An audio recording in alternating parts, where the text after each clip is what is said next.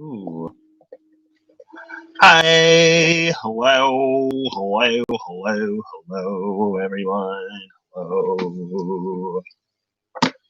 How is everyone doing on the night? Merry Christmas Eve. If you celebrate, if you don't celebrate, I hope you're having a wonderful Thursday. Um, this was my last little bag of lavender and chamomile tea. I got some chamomile that I have just not been drinking because it don't got a little string on it, and I don't know how I feel about that. But anyway, what am I gonna do today? What am I gonna do today? I had an idea. I guess I'll go with it because why not, right? So I'm gonna be using the Magical Dimensions Oracle cards and activators, pulling the portals: root, sacral, solar, heart, throat, third eye, and crown.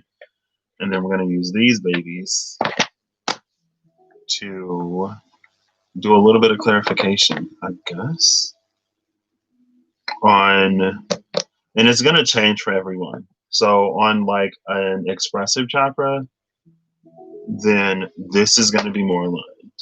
On a receptive one, this will be more aligned. Hey, Lumen Rose, how are you doing on tonight? How are you doing tonight?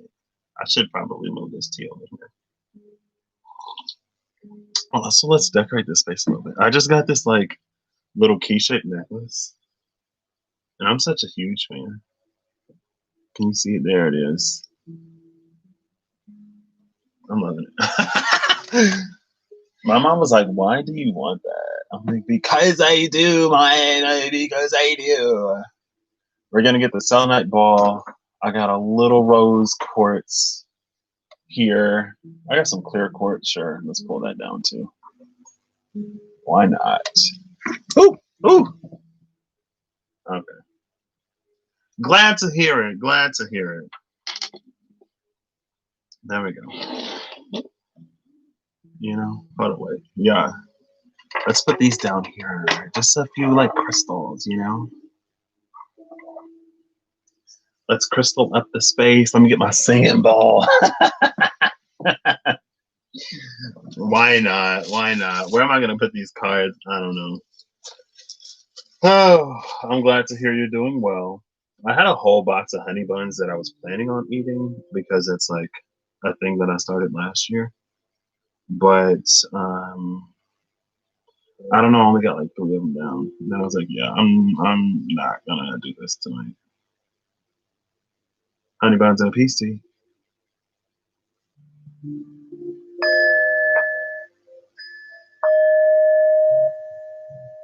Ooh.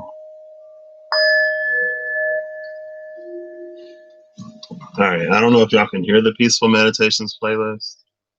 I was gonna have some Christmas music on, but then I was like, because I had this playlist, and I was like, some of this music, excuse me, like if you play Prince on Facebook Live, it's gonna go down like immediately.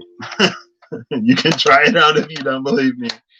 I had a buddy um, who, that's interesting. I had a buddy who would go live on Facebook sometimes, and one night he played Prince, it got taken down. He came back, he played Prince again, it got like taken down immediately. And then I was like, oh yeah, so I guess that's not gonna happen. So yeah, timestamps are gonna be in the description box for this one. Maybe one of these days I'll just come live and like have fun and like chill. Potentially, let's see. Okay.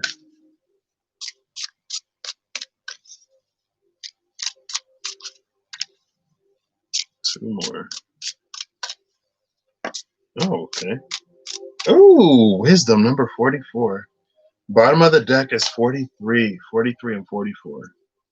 Utopia and wisdom with sanctuary behind that. Sanctuary, utopia, and wisdom. Love this energy. This is a 7 and 2 8s. Let me take these off. Okay. Ooh, maybe should have put those back on. Now I'm going to go through, I guess I'll read these. With the throat portal at the top of the deck.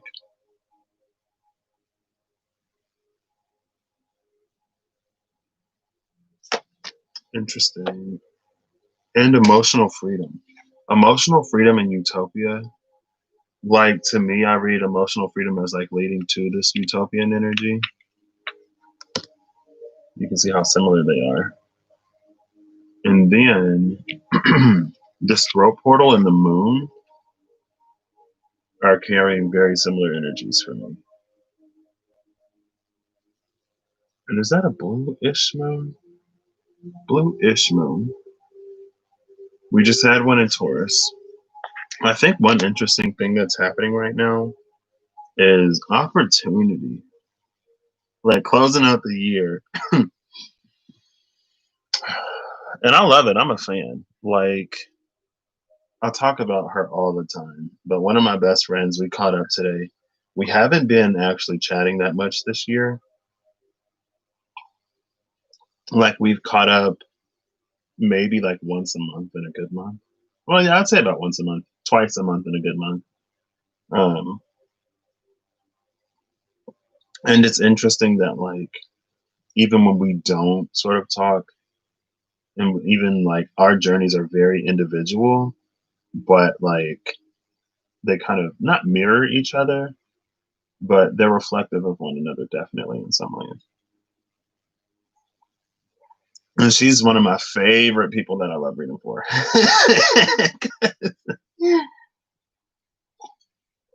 And maybe that's something that I need to get over. It's just like how nebulous things can be sometimes. But man, like I pulled some good cards for her, and her year was not without challenge at all. Probably one of the hardest years of her life. But ending this year in the position that she's in, I'm blown away. And she's like the stuff that I had on my list of goals for 5 to 10 years down the line, like it's happening now. And I'm like, hey,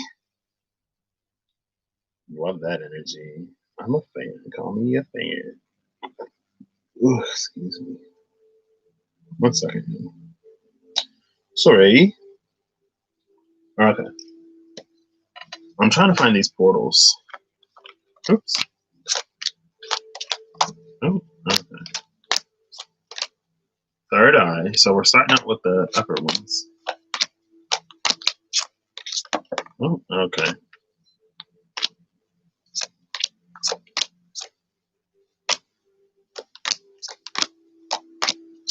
Oh, Ice Queen.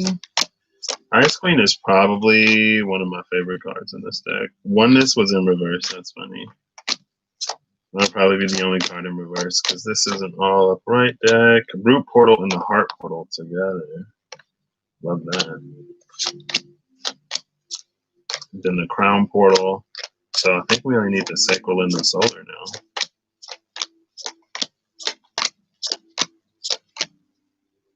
Sacral, so the Solar is going to be the last one out. Okay, and then the last card left is Sanctuary.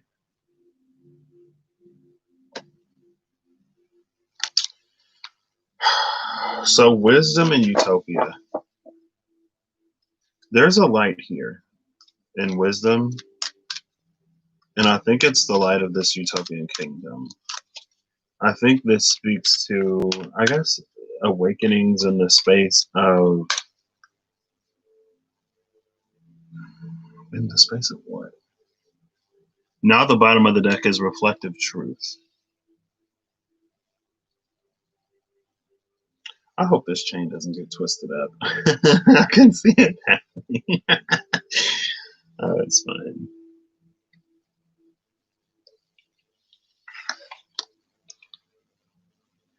This light off in the distance that wisdom is looking at, to me, it reads utopia. And then we see that Merkaba type shape at the top of this. It's like the star on top of the tree.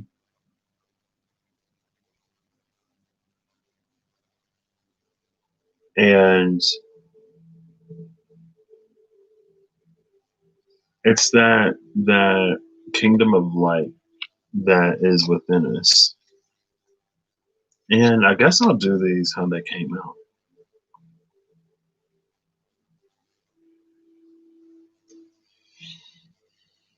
And I remember I watched that video, Lars Mool, I think, a long time ago, Malkuta de Shemaya, that like kingdom of light or something like that. But it exists within, right? And as I've been saying for a minute, it's like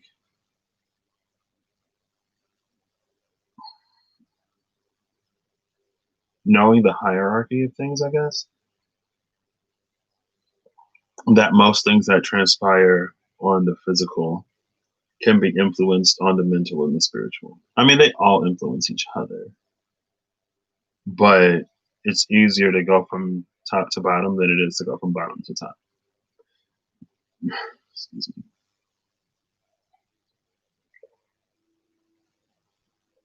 Right. And so it's like going from a place with a high currency exchange rate to one that goes to like instead of the opposite, right? So if you have $5, but $5 is a million in another place, then it's easy to go to that place with your $5 and live the millionaire life. But if you have to acquire $5 million in one place just to have $5 in the other place, like that's more difficult. And I think that's the like spiritual to physical slash physical to spiritual type of route. And so when we get sort of caught up in the physical and in the way things appear, where was I going with this? It's like the spiritual presides over all of that. And that's why this wisdom leads to utopia. And for those who have found the wisdom or who are beginning to find the wisdom and treading those paths, then things will be unfolding in very interesting ways, I feel.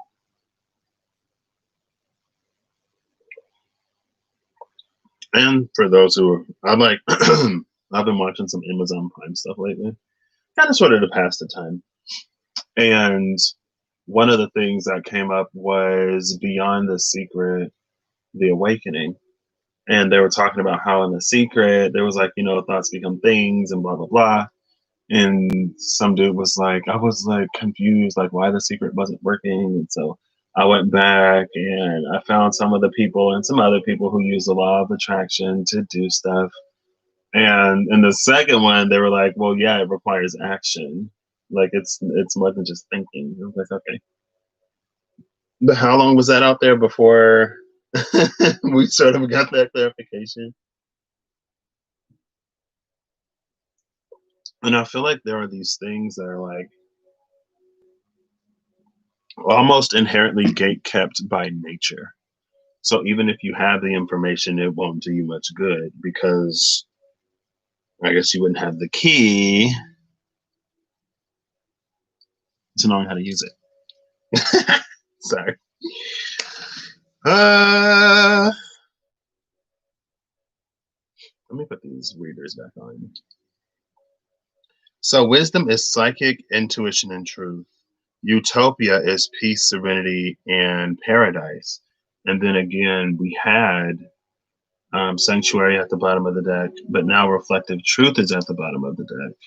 And reflective truth is identity, self-love, and acceptance. Now, there is this green jewel, let's call it emerald or jade. I'm feeling emeralds. On her like third eye area. In this crown, there's butterflies, which symbolize transformation. There's some green ones, a bunch of green ones actually, quite a few blue ones, a red one, a white one.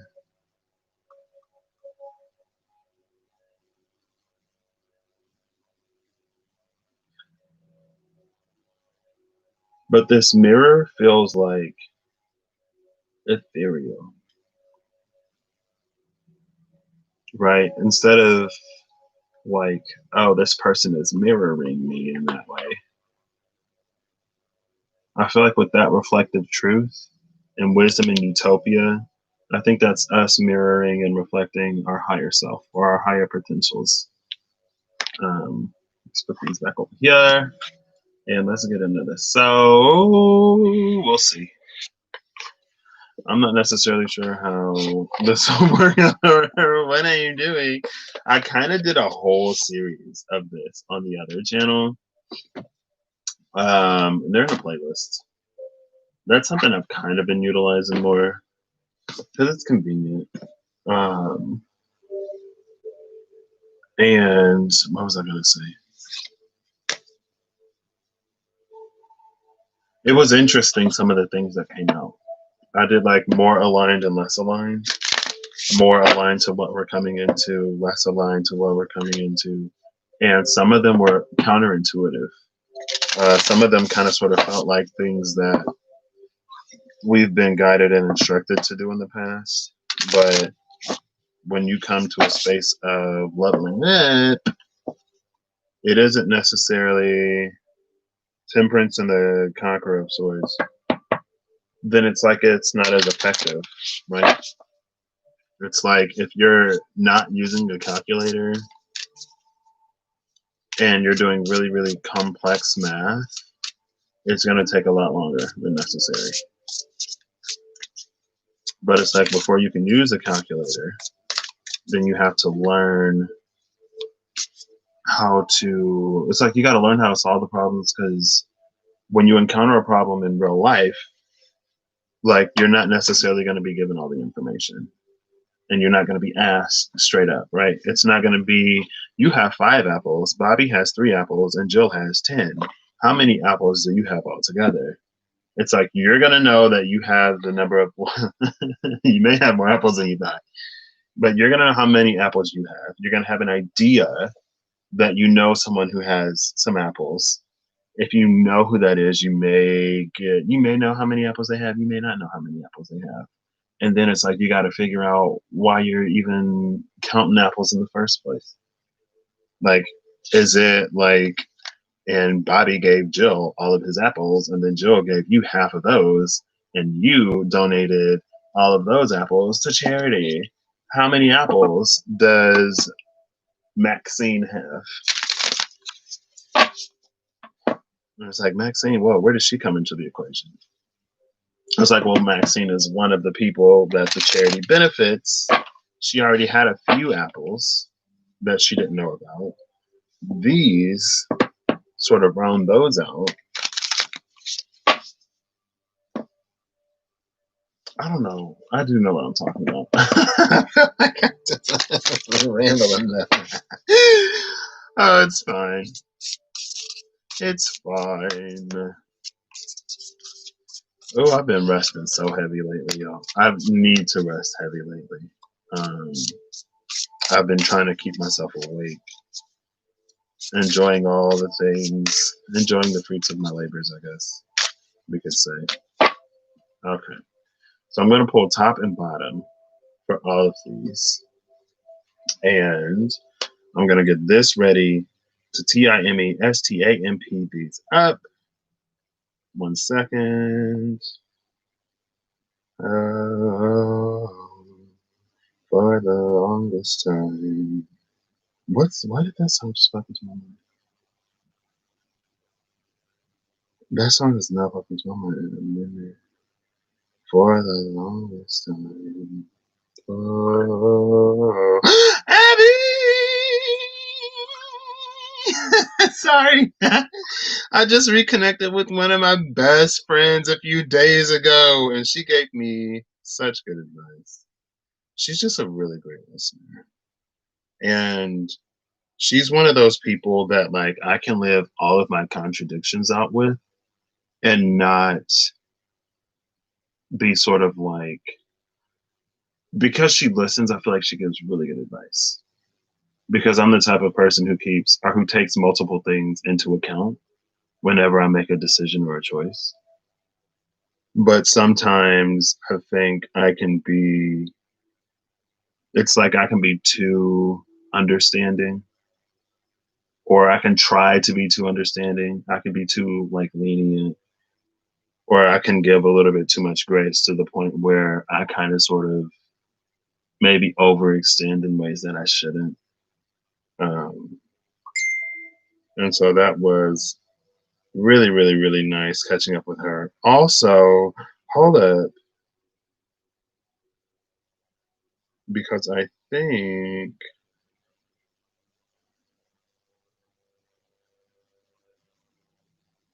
one second, one second. You can still be with however that you've worked and waited for. You can have all you ever wanted. But I don't want it. No, I can't want it anymore. I've been listening to Defying Gravity a lot. April. Oh snap! That's my cousin's birthday. He's a Taurus. What? I'm just curious what her sign is. I feel like she has to be a water sign. I feel like I should know when her birthday is, but I cannot remember. Oh, they're both Tauruses. I don't think I knew her birthday. I don't think I knew her birthday. Interesting. Wait, I actually might have known her birthday. They're both Tauruses. That's so cute. Hold up, wait. Right? Yeah, yeah. Okay. I was gonna see if one of them was a Sag because I feel like all of the Sages. Well, I guess they got engaged a minute ago. Um, but it's like so many of them are upping their status in a commitment, like getting engaged, getting married, or like revealing feelings. Um, and I guess that happened a few weeks ago. Or that's when I noticed it. I was like, what is up with Sagittarius right now?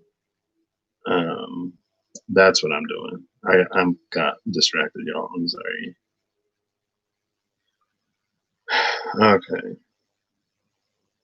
What you worked and waited for, you can have all you ever wanted. I don't want it. I can't want it anymore. Something has changed within me. Something is not the same. I'm through with playing by the rules of someone else's game. I love that song so much. Okay, so I believe we're starting with the throat portal. We are. So this is how we're going to do this. The throat portal is expressive. And so this is going to be more aligned. This will be lesser aligned. I'm going to pull the top and the bottom, and then we're going to read it, and I'm going to go through them one by one, by one, by one, by one. And I feel like building the spread, honestly. I might do that on the other channel or something. I don't know. I don't know. Oops. 23:45. So let's get into this. That did not hear anything because I'm using the speaker right now. So gonna have to type these. Throat portal, here we go. 23:55. Let's start over here. So over here we have the ruler of wands, which is the ruler of wands, which is the king of wands energy, and the sun. Look at these two Leo energies when it comes to the throat portal. The sun and the ruler of wands. Now this is magnanimous. This is more aligned. This is so powerful. Also, for anyone who sees this, if you're interested in a reading from me, I'm still figuring out how I'm going to do it, or if I'm going to do it. And I'm still figuring out how I want like the contact to be set up, because for my other stuff, I kind of would like to keep that separate. But honestly, I could probably just use the same email for both of those. So, it's something that I've been thinking about lately. I've kind of been nudged towards doing them, but I don't know how I'm gonna do it. A lot of times, honestly, when I do a personal reading for somebody, it's like just like I do these, it's however I feel it in the moment. So I don't typically go into it with a spread already sort of like picked. The only difference was last year, um, in Hermit Week, my friend asked me to make a spread for her, or she asked me to read her, and I built a spread for her basically. And that's the house spread, I believe. It's the house special. Um, and that was such an interesting spread. I felt bad because she was like, "Oh my gosh," she was like, "Can I get a reading from you for the new year?" I'm like, "Yeah." Um, and sometimes they're not, especially hers, were not easy. Like she had some pretty heavy energy. And then this year happened. Like I said, this is probably the most challenging year she's had of her life. But she's ending it just like beyond, like that's why she's in the space to now be receiving things that she had on her list for 5 to 10 years down the road. Because this year has been exceptionally challenging for her and extremely hard. But she showed up and she did it. And now it's like she's in a whole new, well, she's off planet, girl. She's like on 10D Earth. Um, I'm sorry. Anyway, what am I doing? Why do I have my phone? What is happening? I don't know. I'm sorry. I'm getting distracted. Anyway, I think this is really interesting because the last time I was live on here, I was like, and I built that spread. I was like, somebody needs a healthy dose of Leo energy, or we need a healthy dose of Leo energy. And then we have the sun and the ruler of wands as more aligned for this throat portal energy. And the throat is all about, I feel like what this is, honestly, it's relating to, and I was going to say it with these two because the throat portal was the card at the top of the deck. It's relating to our ability to create through the space of the throat. But it's like it's really elevating that. It's really elevating that because of the actions that also support it, right? So it's more than just speaking manifestations. It's actually aligning to it in all bodies and also, or especially the physical one, where the action comes in. Another thing that they said in the video um, was that, like, because somebody was talking about gratitude journals and stuff like that, about how it may not necessarily be effective to every single day you wake up, think of 10 things that you're grateful for. Because it's like if you have to think of those things, then it's almost like are you really grateful for this? And it's almost like making gratitude into a chore more than it being an energy that we kind of sort of really live in, right? And so there's this thing about, I guess, naturalizing some of these processes. And that's, I think, another thing about this King of Wands energy.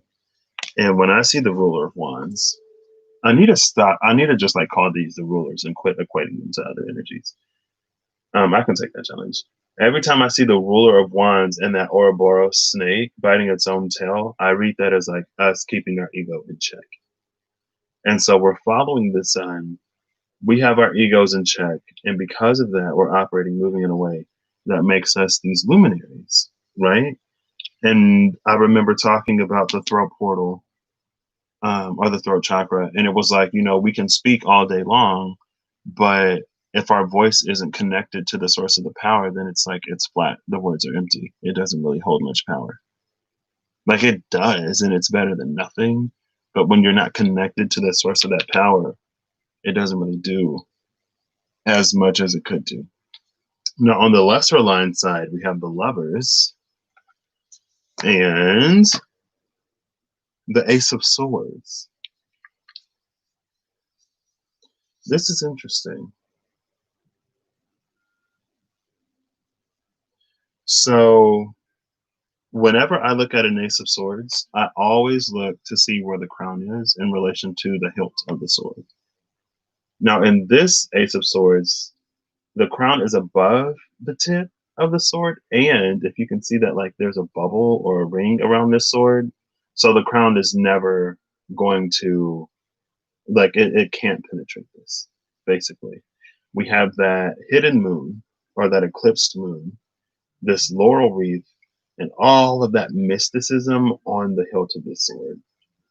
With the Lovers here, to me, this feels like there is no, like, we have no grasp on the situation. This is something that's completely hidden. This is something that we're almost incapable of even beginning to understand. And with the Lovers here, it's like we're trying to create from that place. And we're trying to, like, we're making decisions without all of the information. And the Lovers is also commitment. And so this could be us through the space of the throat portal, sort of aligning ourselves to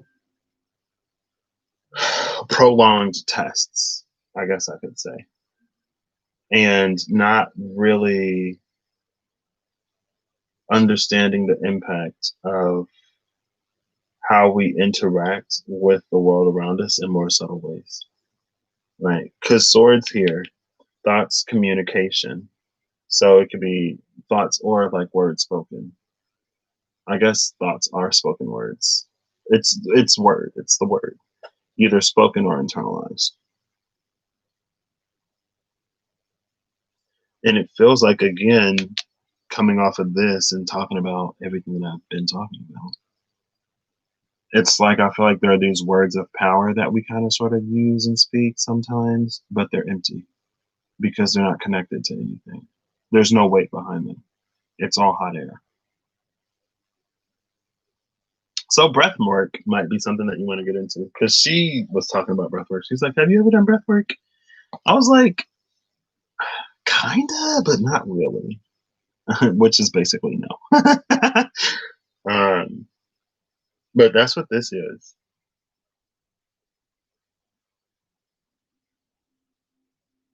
And this is very like airy, which is basically all thought. This is all words, no action. And then we have the sun and the ruler of wands. This is the action. This is the light. This is that life force.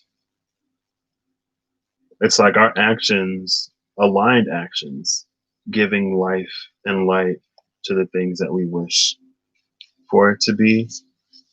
And this, again, it's like with this Ace of Swords, it's there's no understanding here. And then we're making decisions and choices from basically this uninformed space, trying to create the things of our dreams with that star in the middle. But look, there's a bubble around the star too. So we're not going to get that star either. There's a bubble around the star, there's a bubble around the tip of that Ace of Swords with the moon on the inside. The only thing we're missing, we have star imagery, moon imagery, and the sun is over here with the King of Wands, Leo energy, instead of that Lover's Gemini energy.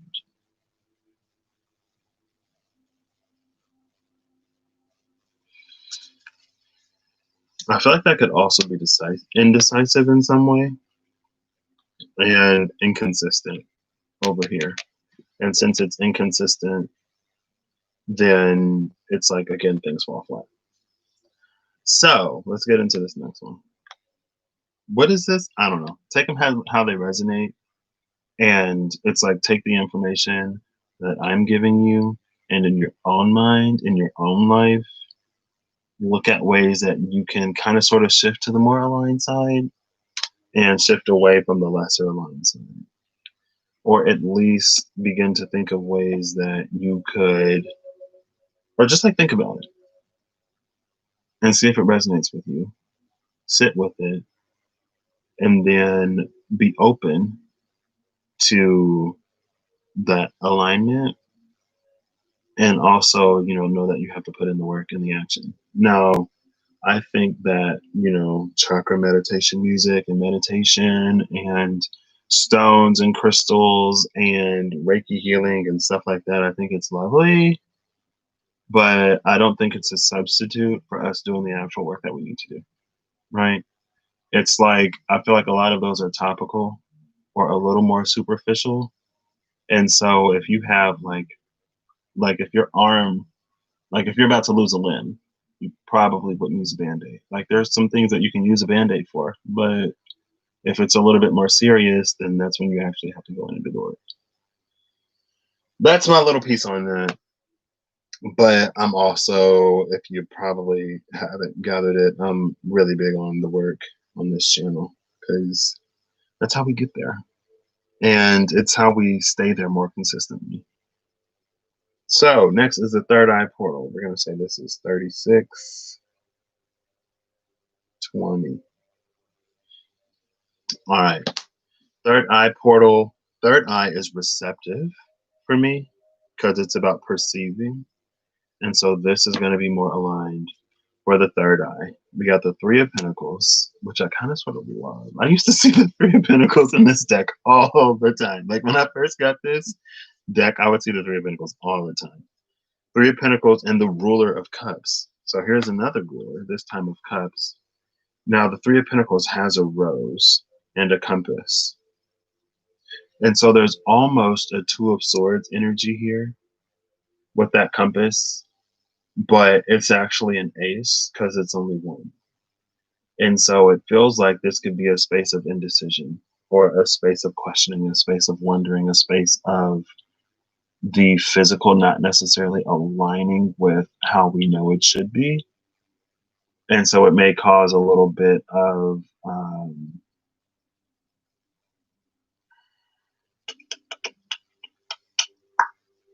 confusion, I guess.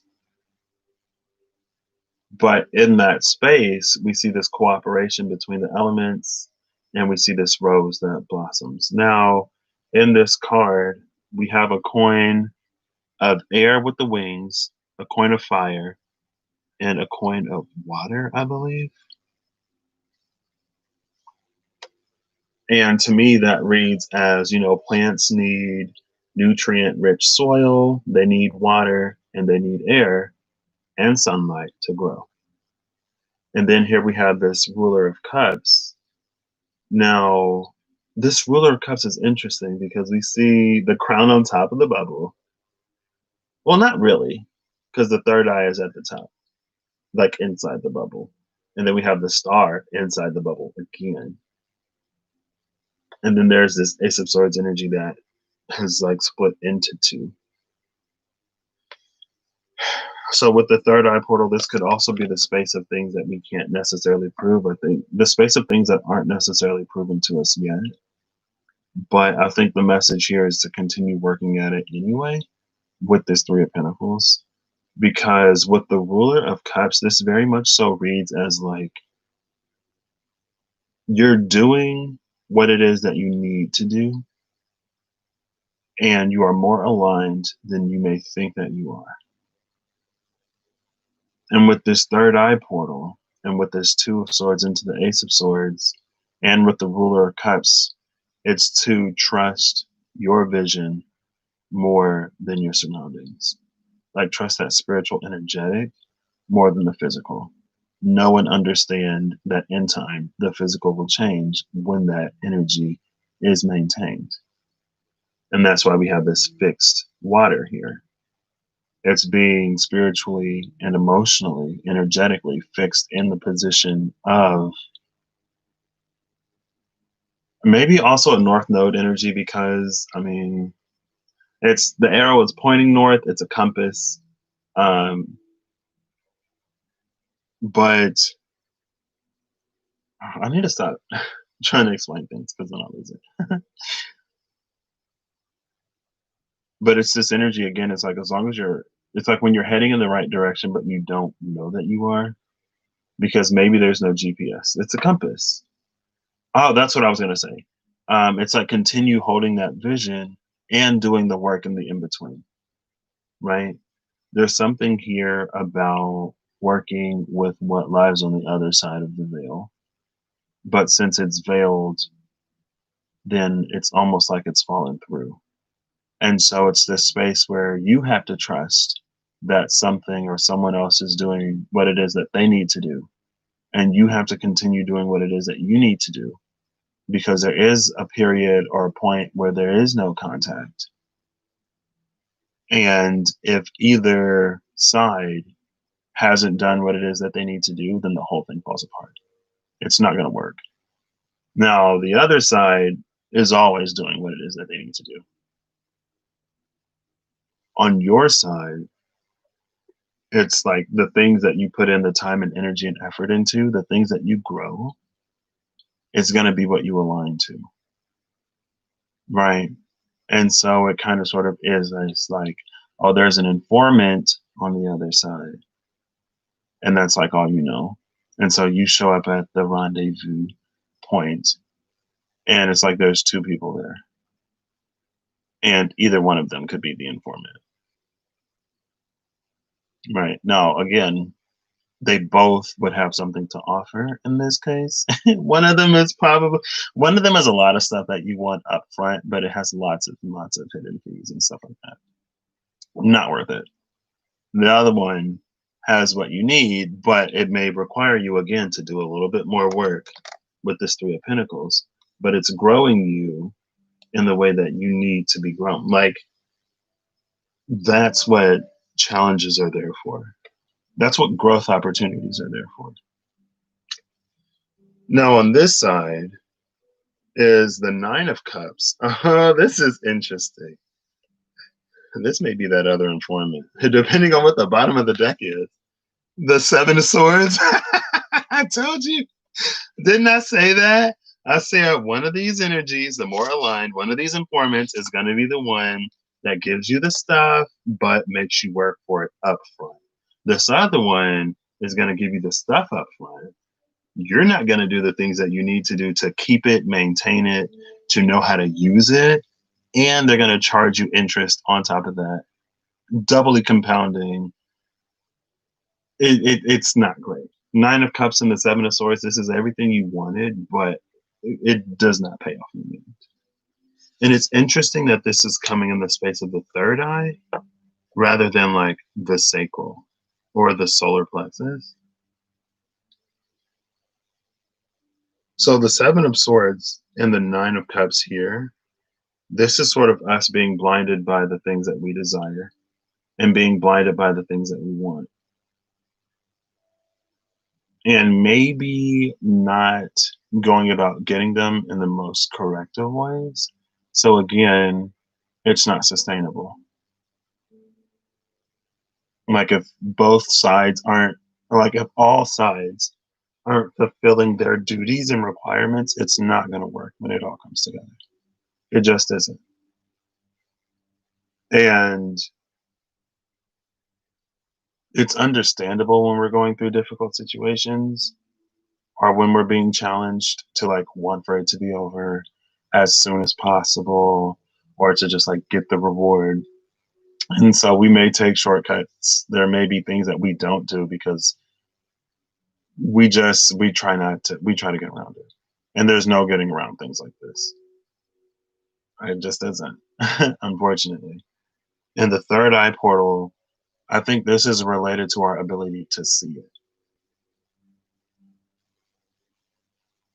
So that's why this is a third eye portal. Because maybe we saw something as more lucrative or as an easier, quicker solution or fix. Maybe we saw something coming back together, or we saw an opportunity that we were perfect for. And so it's like we kind of sort of jump one ship for another. but only the ferryman knows the course of action or knows the course of the river, right? And so you could be on one boat, on one ship that seems to have been taking you halfway around the world just to get like down the street, and there's something that you see headed in that direction, but who's to say that it's going to stop where you want it to stop? And who's to say that it's not going to just, it's like when you hit the end of the line and then it's like, well, like we're not going back. So you're going to have to find your own way back. And then it's like, not only did you like overshoot, did you miss, did you miscalculate, but now you have to find a way back when you had a ride. So it's going to take even longer. And if you've reached the end of the line, it's probably going to be leaving you in a space where you're even less familiar than where you were. So you just end up all the way lost with this other informant. And again, with the third eye portal, excuse me, ugh, ew, that's disgusting. With the third eye portal, I feel like this is related to our ability to see it. And it's like, it's almost like it's directly connected to the space of desire. It reminds me of Persona, actually, or at least Persona 5, where there are these people with distorted desires. And when the distortion is high enough and like centralized enough within that person, they get their own palace. And then you have to go into the palace and change their hearts by stealing the thing that distorted their desires in the first place. And so, like, this is being too focused on it. Because we have this Nine of Cups energy, and then we have this star inside the bubble. And again, that third eye in the bubble focused on the crown knows that it requires more to get that star. This is just like looking at that one cup up there, not looking at the 8. And then we end up 7 of Swords.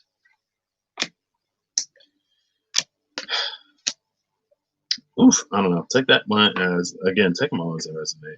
I don't know how we're doing this. Maybe this is like how it didn't work in the past and how we need to get it moving forward in the future. Oops. Next is the heart portal. Now, the heart portal is the in-between. So there's no more aligned here. There's no less aligned necessarily. These we're just going to take as a straight up message, I guess. Because I'm not necessarily sure how I want to do this.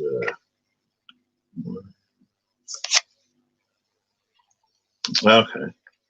So we've got the 4 of Cups, the 3 of Wands. We have a 2 and an ace. Maybe, maybe not. That would be too convenient. The 10 of Cups and the Conqueror of Cups. There's 2 stars in this. Now the heart portal is connected to everything, basically. And so this is immediately like coming off of that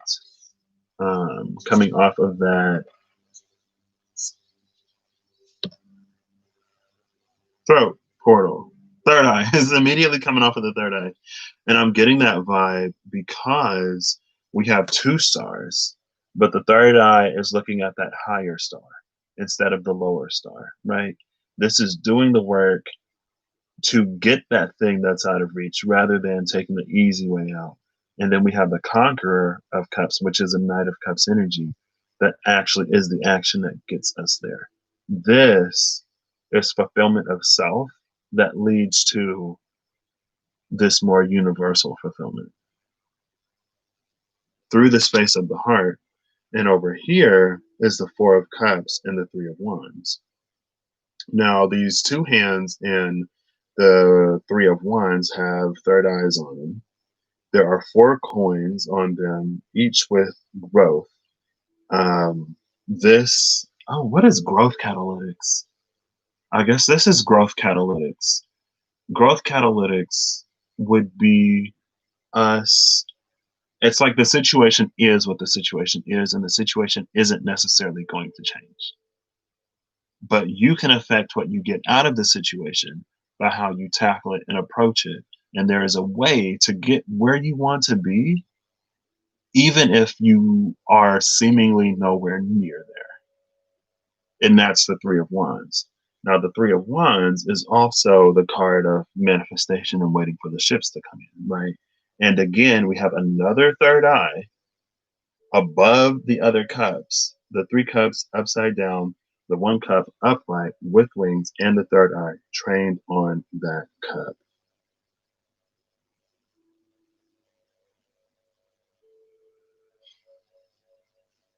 And what that cup again, it's this conqueror of wands or conqueror of cups energy.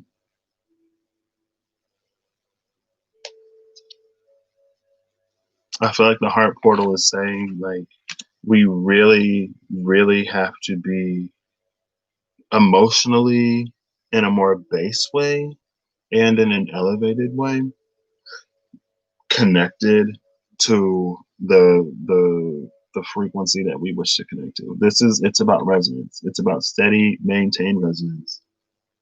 Because if we don't maintain that, if we don't focus on that, then it puts us in a position where we're gonna Four of Cups this instead of accepting it, right? Because it becomes the Ten of Cups when we take it.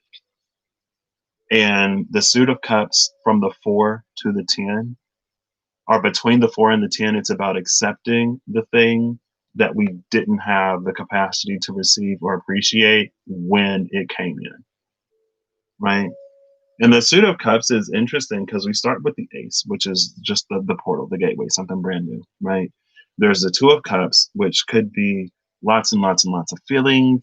The Three of Cups, which is the building out and the expanding of those feelings, almost like creating a family out of those feelings or inviting more energies into that. And then comes the Four of Cups, which is sort of the triggering of, I don't want to say deficits, but it feels like deficits. The triggering of deficits within self that keep us from fully entering that space. And then the Five of Cups is the grief after we lose it. The Six of Cups is that period of like fondly reflecting back on the past, remembering the good old days. The Seven of Cups is kind of sort of trying to replace what we've lost, but without doing any of the stuff that we need to do that was highlighted and illuminated between the 4 and the 5. And then when we engage with those things at the 7, but we still don't get that fulfillment that we were approaching with the 2 and the 3, that's when we walk away at the 8. We do the work at the 9 to accept it at the 10. And again, it's like if that third eye wasn't focused on the informant that actually involves or challenged us to grow and all of these four coins for 3 wands, then we probably end up in a 7, 8 of cups situation, honestly. And it doesn't work out again. And it's about, again, aligning to those higher things. It's about going for the thing that lies more out of reach. That's the heart portal. I think that involves a lot of self-love. That involves learning to love self, learning to love others, learning to be open and vulnerable to an amount that is appropriate and necessary. But also, again, it's about maintaining that love for self and that love for others in balance. Next is, I don't even think I timestamped that one. I don't think I timestamped that one. I did not. Oops, I'm sorry. We're going to estimate it to be about 45 minutes. Because I remember seeing 44:55, but I don't remember where that was. So I'll have to go check that one. Root portal. Oh, I kind of got to go to the restroom. I drank a lot of water and then a lot of tea. I don't know why I drank so much tea. I drank cold tea and then I drank hot tea. I'm actually going to pause here. Again, description box has all the timestamps if you're watching this later.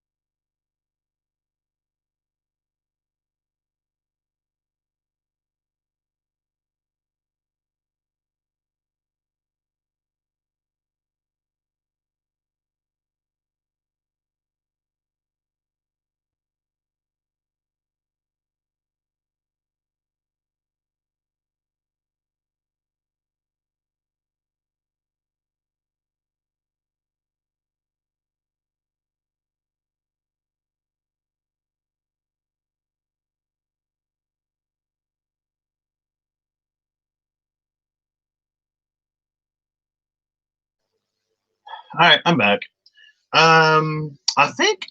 I think I found a label that I like, that I feel like suits and fits me, and it's path worker.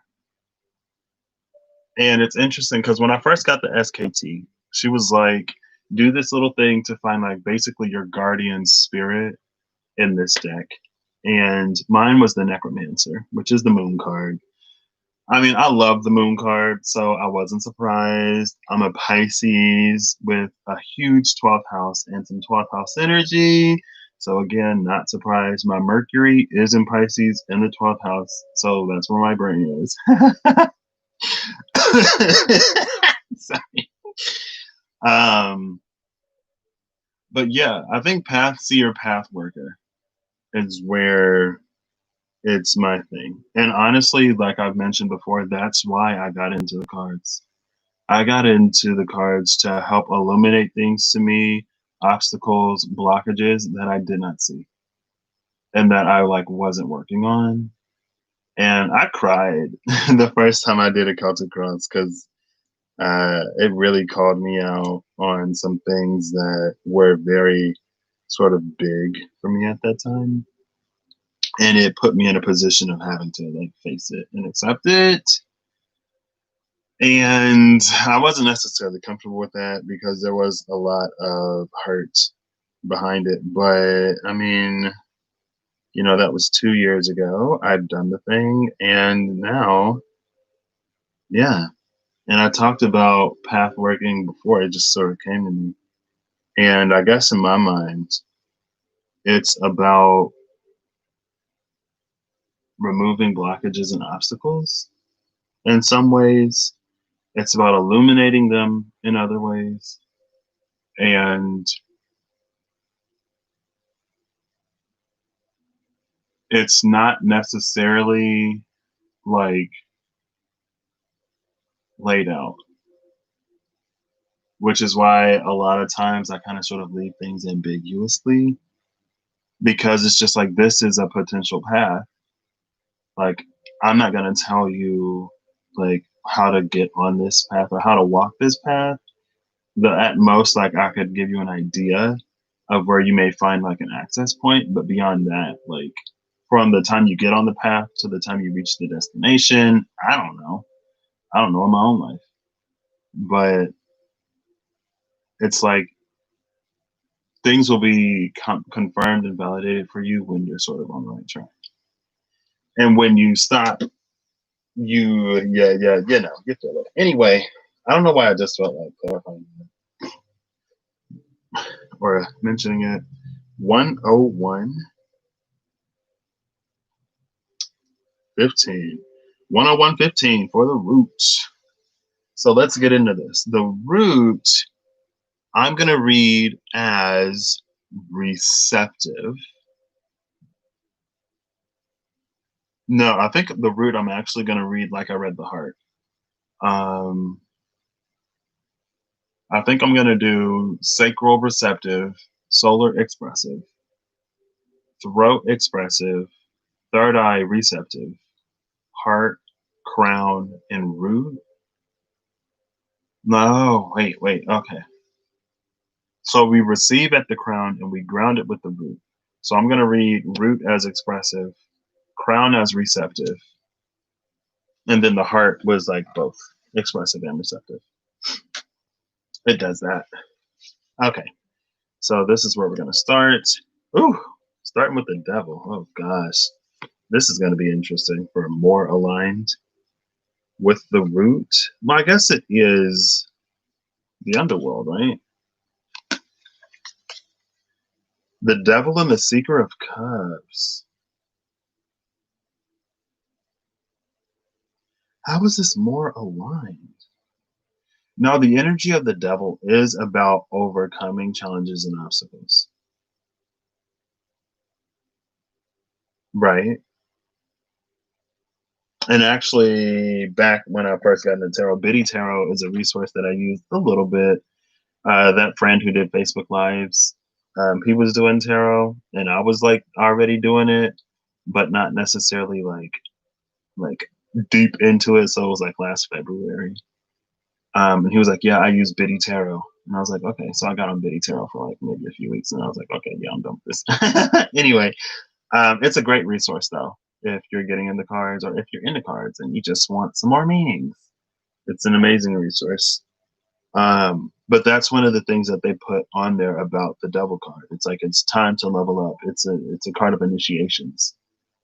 And so when it comes to the root, this to me, and this is another thing they said in Beyond the Secret, it's that like your greatest powers, your greatest abilities, everything you want is hidden behind the things that you're afraid of.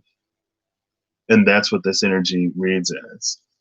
It's like the Seeker of Cups is going to have this wish fulfillment with the wishbone, but it's guarded by this devil energy.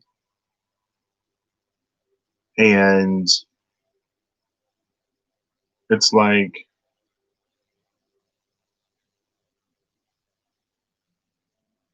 headache.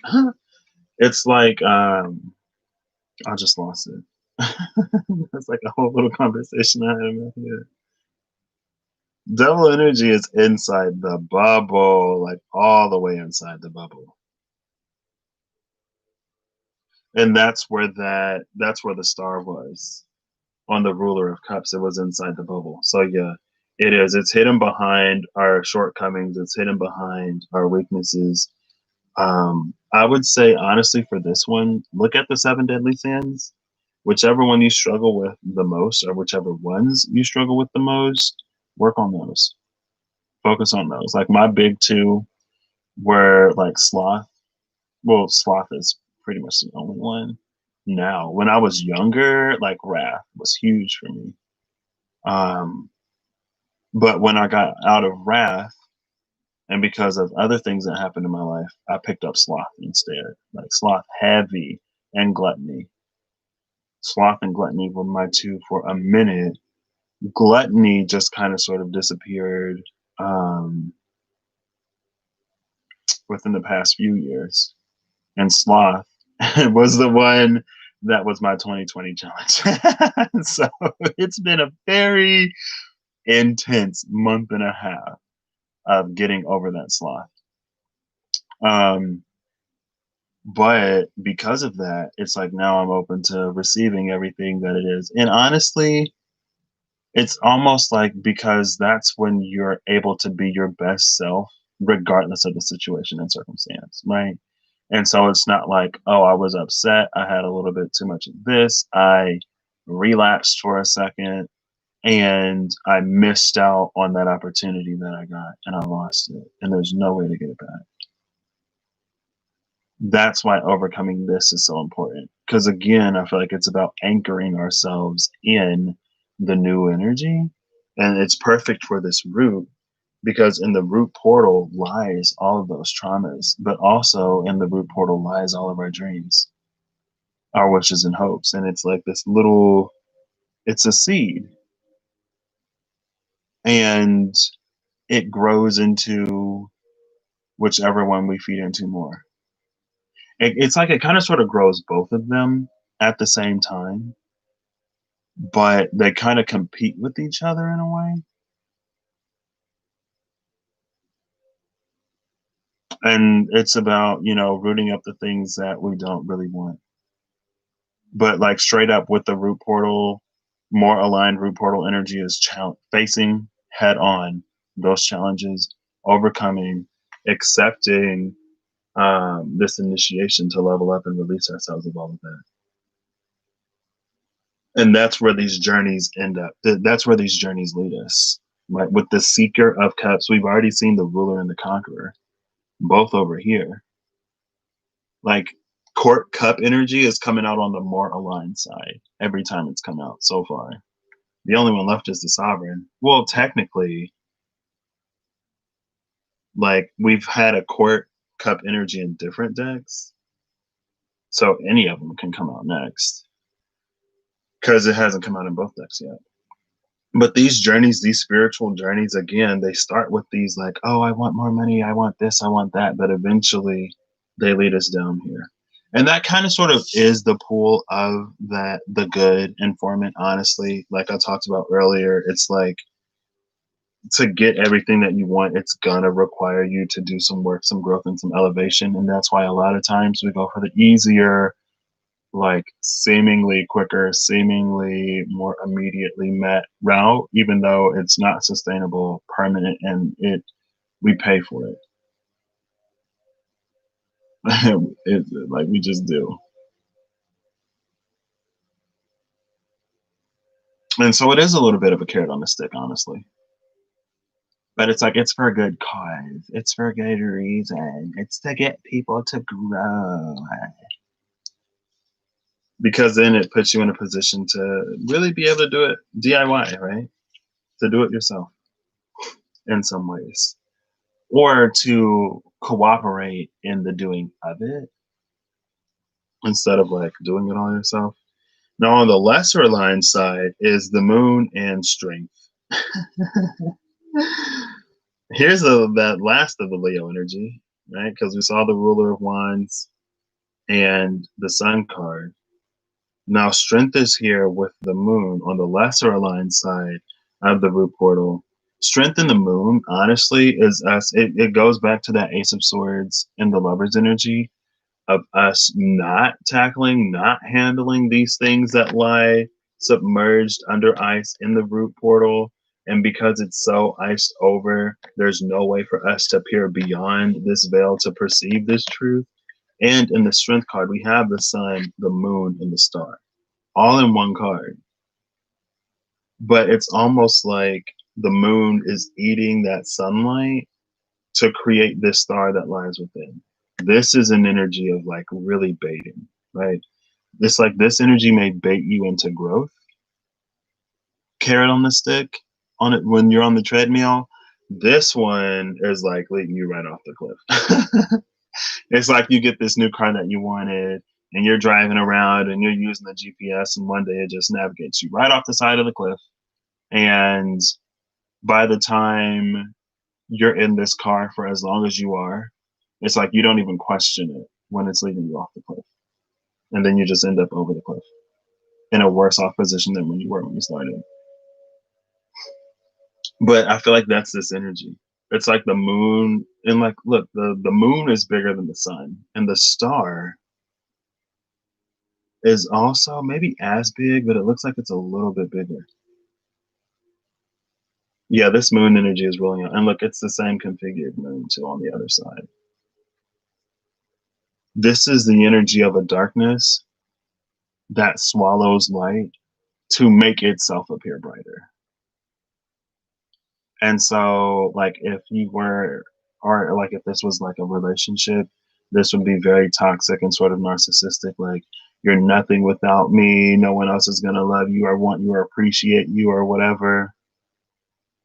And again, it's like this energy of like tearing you down to make itself look brighter in some way. But the thing about stuff like this is because we're adaptive creatures, we see it as brighter, but in reality, it's not. It's like one of those optical illusions, like which is brighter, right? But it's like they're the same shade, but since one is next to light, it looks darker. And since the other one is like freestanding, it looks brighter or whatever, or vice versa. It's like this energy. This is very comparative, and it surrounds itself with other things to make itself look better than it actually is. And this is in the root. And again, with the moon and the strength card, like this is us not even tackling it, not even addressing it, continuously making the best of bad situations instead of elevating ourselves out of that space. And it keeps us stuck. And again, like with the Seeker of Cups and the Devil, this is the challenge. This is what's been initiated or sort of put on the table to us, is actually handling, actually addressing, and then overcoming those root sort of traumas instead of just continuously being led all kinds of astray by them. And I guess I shouldn't be so surprised that some of these are so heavily connected, because it's like all the chakras are connected. They all influence each other. That's why if you can have a blockage in one place, you probably get a blockage in any place, honestly. Next is the crown. Now the crown is over here. The heart, the root, and the crown. Okay, that's a show, isn't it? The Crown. 11313. I'm doing it. So let's do this thing. Heart, our crown portal. Let's keep up with the pattern of starting with more aligned. So maybe you just got a preview of the next card. I don't know. I wasn't looking. Over here is the Magi and the Seeker of Swords. So with the root, it was the Seeker of Cups that was more aligned. Now the Seeker of Swords is more aligned. Now this sword is pointed downward, and the bird is flying up, and it's sitting in the solar energy. With the Magi, we see a candle, a cup, a sword, and a wand. So I guess the candle is earth, because the magician typically has like all of the elements. And so even though like this candle is lit and there's also a wand, okay, earth being the final element, it's solid like earth, it illuminates like fire, And then when it's melting, the wax is like liquid. So I guess a candle is a pretty solid, like all elements in one type of thing. And again, it's like the fire leads to water. There's no water without the fire. It's all earth. Where's the air in the candle though? The smoke? Yeah, I guess. That was easy. I was like, where's the air? The smoke. Duh. Well, okay. I like this Seeker of Swords because before we saw the Ace of Swords, not really able to grasp this at all. So, oh, Crown, receptive. So the information is coming down with the sword being pointed down. This is a challenge to ground that information, and the bird is flying up, which is our journey of ascension. Eventually, we reach the point of the hilt where the bird is at the center of all of this, and we'll call that a space of enlightenment where we get to embody this candle energy right here, where it's all four elements in one.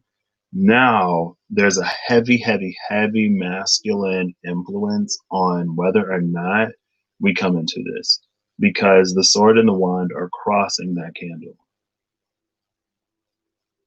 And then again, the cup sits at the bottom of that little bubble. Now on the other side is the Ten of Cups and the Hierophant. As lesser aligned energy, excuse me, this is interesting because I feel like the Ten of Cups. No, that was on the heart, so nothing was more or less aligned. The heart just is what it is. The Hierophant and the Ten of Cups. So we see that big old moon in the Hierophant with that tooth, which is wisdom. And then we see the Ten of Cups that we've seen before, third eye trained on the star. Now, I think what this is sort of talking about, there's like two different ways of going about this. Oh, okay, that's what this is talking about. Hierophant energy isn't gonna, it's like Hierophant energy is outdated basically. And that's something that I've been saying on this channel for a long time. If you've been here and you've heard me talk about the Hierophant, I feel like I speak so strongly on some energy sometimes, kind of sort of because, at least from my perspective, we're dealing with the shadow of that, or there's a need to resolve the shadow of that. Like Sagittarius, I've been a little hard on. The Hierophant. Um, and it's interesting because the devil just came out for the root. And the Hierophant and the devil are two sides of the same coin. Like you can't have one without the other, it seems. Right? Even in spirituality, it's like, oh, that's low vibrational, that's this, that's that. Like, so there may not be no devil, but there, for gosh darn sure, some low vibrational energies and entities. Let's do this higher vibrational thing. It's always opposition. And I guess there's two keys. And honestly, this Ten of Cups and the Hierophant, it feels like trying to get something from something that's never going to give it to us. And it's like it's trying to pull the wisdom, trying to extract the truth out of something that is so extremely intentional. It's almost like you'd be better off just completely like leaving the Hierophant and doing it yourself. Like the Seeker of Swords, Page of Swords energy will lead you right to the Magi, instead of the Hierophant being the gatekeeper of this information. And as long as you abide by the rules of the Hierophant and do what the Hierophant says, then it's like you'll get there eventually. But it's like, will you really? Because this Ten of Cups, it feels like it's always out of reach, right? With the other Ten of Cups that we saw, it was with the Conqueror of Cups. And that was about going for it. That was the action behind it. Here, the Hierophant has it under lock and key. The Hierophant can either permit or prohibit. And it's not going to give it up. It's not designed to. If Hierophant energy gave you what it is that you think it would, then it would release like your dependency on it, and it wouldn't. It's like it's not sustainable, right? If it actually got you to where you were going, then it's like you wouldn't need it anymore. That's why, honestly, personally, I'm not interested in being nobody Hierophant. I can't be nobody Hierophant. I'm such a huge proponent of like going inside and doing our own work and connecting to our own truth, or our own fraction of the complete picture, and embodying that. But it's like I still want to, like, assist people. I don't know, but that's what this is, which is interesting. Because yeah, it's like the Hierophant's never going to pay out that 10 of Cups, but it keeps you sort of baited with that 10 of Cups energy. Over here with the Secret of Swords, it's about going beyond, because there's a piece of us that knows, and the piece of us that knows is connected to the all that there is. And so, really? And so, it's like through that space of cooperation, it can lead us exactly where we need to be. So we don't have to rely on the Hierophant as much as we think we might. Now, there are things that are absolutely, again, supplementary things that are gorgeous for, whatever. Because even like I'm using a Hierophant right now, this structured system of tarot cards, right? Hypocrisy. And I literally, like, when I went to the bathroom, I did think, like, when am I actually going to tap into, like, all of that stuff that I know I could do? But I just like the cards because they keep me separate instead of me trying to, like, fill into an energy and get it myself. But that is something that I guess now I have my degree, I can get back into. Because it was about a year ago. I was, like, starting to want to do so much. I was like, I got to get my degree first. I have to get my degree first. And then a part of me was like, really?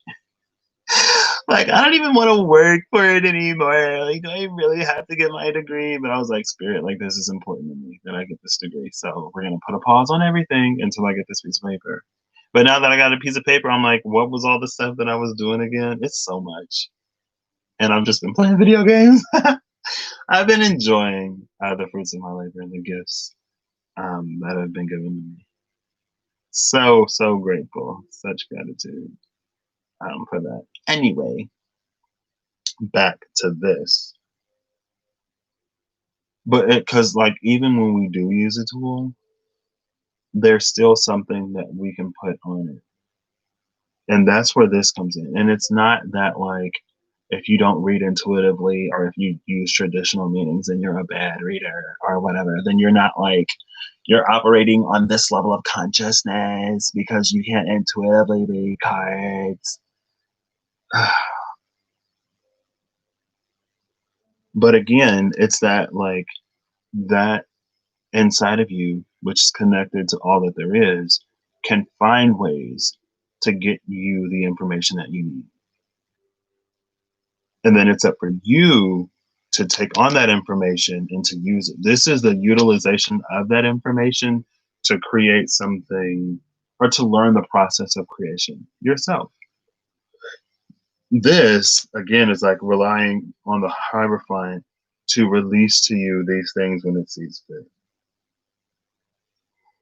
Also, kind of sort of going back to that, like, why the law of attraction may not necessarily work, because it requires more than just, like, thoughts. It requires action. There are things you got to do. Next is the Sacral Portal. Oh, only one card left. I don't know why I ever think. I didn't think that this would be short, but this is still longer than I thought it would be. It's fine. I took a nap today. It was gorgeous. 124.26. So let's look at the sacral. Now, if I had to guess, knowing the cards that I know now, This is going to be more aligned for the sacral. It's receptive. Now, the sacral is kind of expressive, but the sacral expresses itself through the space of the solar. And then we receive what we speak at the space of the third eye, right? And then the root, the heart, and the crown are kind of sort of not separate, but it's like the crown and the root are connected, and then the heart just like connects everything, just like in the tree of life. I think the heart touches everything except Malkuth, but Malkuth is like all of the above ones in one body anyway. I have a feeling that the sacral portal more aligns, if I think of the cards that I've already seen and what's left. I don't know why the devil popped into my mind. That does not make sense.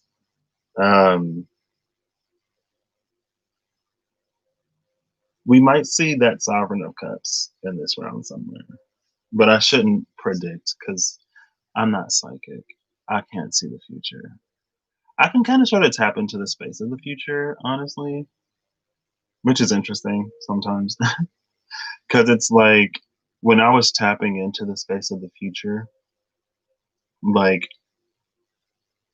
almost a year ago now, and even up until now, like there were things about the future that were not an issue.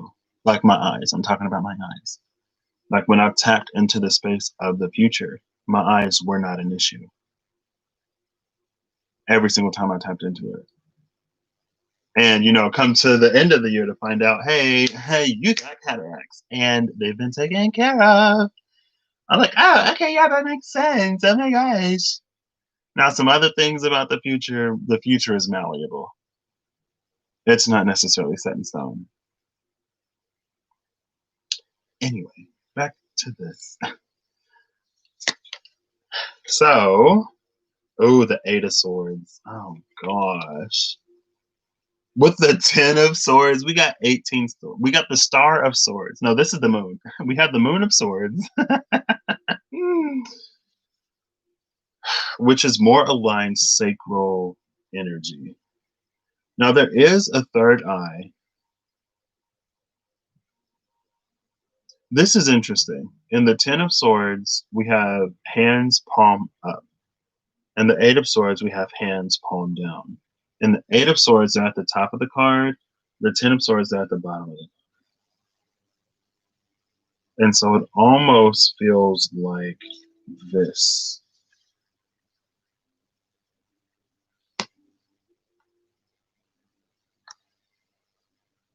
Between the palms down hands and the palms up hands. And there's 8 swords in these palms. Now, we've seen third eyes on the palms, and I think it was the 3 of Wands. I'm pretty sure it was with the heart.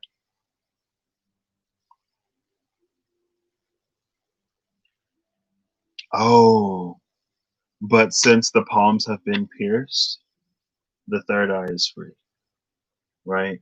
It's like the palms were pierced, but now the third eye, it's a single eye instead of it being 2 different eyes on these. So this 8 of Swords actually leads us to some kind of realization, revelation with this. Honestly, through the space of the sacral portal, this feels like defeat. This feels like being pushed to a point of surrender.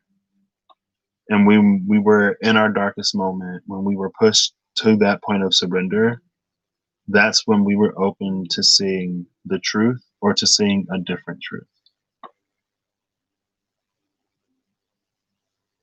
And then it becomes a journey of learning how to see in a different way.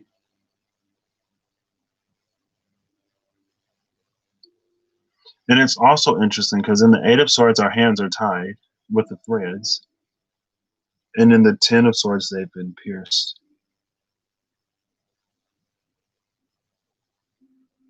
I'm still not necessarily getting why this is more aligned, but it may be another like initiation type of thing, like the devil was.